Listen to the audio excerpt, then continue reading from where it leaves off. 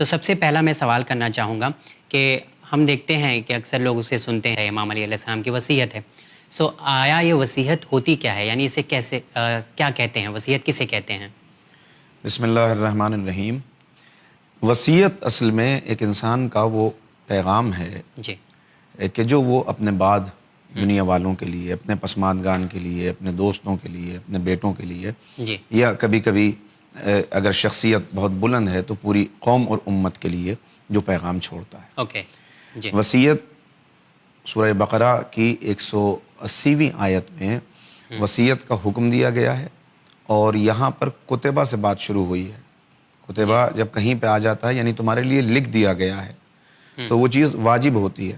وصیت واجب تو نہیں ہے، مستحب ہے، لیکن اس کی تاکید بہت زیادہ کی گئی ہے. یعنی اس پہ زور ڈالا گیا ہے. اس پہ بہت زور ڈالا گیا ہے کہ انسان وصیت کرے. وصیت جو عام انسان کرتا ہے عموماً وہ اپنے مال کے لیے ہوتی ہے، کہ وہ اپنے مال کے 1/3 حصے کے لیے، یعنی 1/3 جو اس کی دولت ہے وہ اس کے لیے وصیت کر سکتا ہے.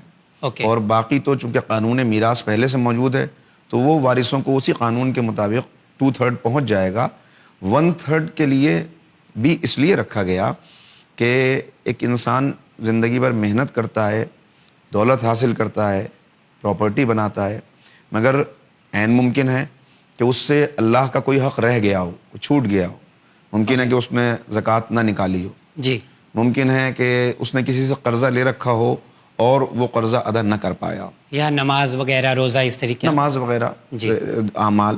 یا یہ بھی ممکن ہے کسی نے اس کے پاس کوئی امانت رکھوائی ہو جی اور وہ اس امانت کے لیے اگر وصیت نہیں کرے گا اور پیغام نہیں دے گا اپنے بعد والوں کے لیے تو یہ بہت بڑا بوجھ ہے جو وہ اپنے سینے پر لے کر چلا جائے. تو مطلب یہ وصیت رکھی گئی.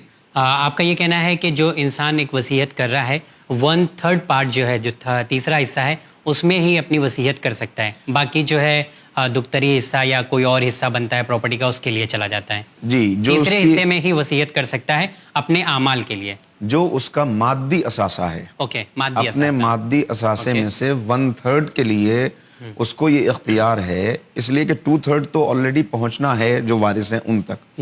لیکن ممکن ہے کہ اس کے خاندان میں جو مستحق وارثین ہیں اس کے علاوہ کوئی ایسا شخص ہو خاندان میں کہ جو انتہائی غریب ہے اور وہ چاہتا ہے کہ اس کو بھی کوئی فائدہ مل جائے، یا اس کا کوئی دوست ایسا ہے کہ جس نے حق ادا کیا ہے دوستی کا اور وہ چاہتا ہے کہ اس کو کوئی فائدہ پہنچ جائے میرے مال سے، تو اس کو اختیار ہے کہ 1/3 میں وہ وصیت کر سکتا ہے. لیکن اس میں خیال ایک بات رکھنی پڑے گی ساجد بھائی، وہ یہ ہے کہ وصیت کرتے وقت کہیں ایسا نہ ہو کہ کسی کی حق تلفی ہو جائے، کوئی ظلم ہو جائے.